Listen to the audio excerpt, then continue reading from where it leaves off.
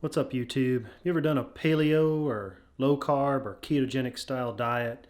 You're looking for something sweet to snack on in the evenings, something to replace that sweet snack you used to have but it's no longer there and you just need something.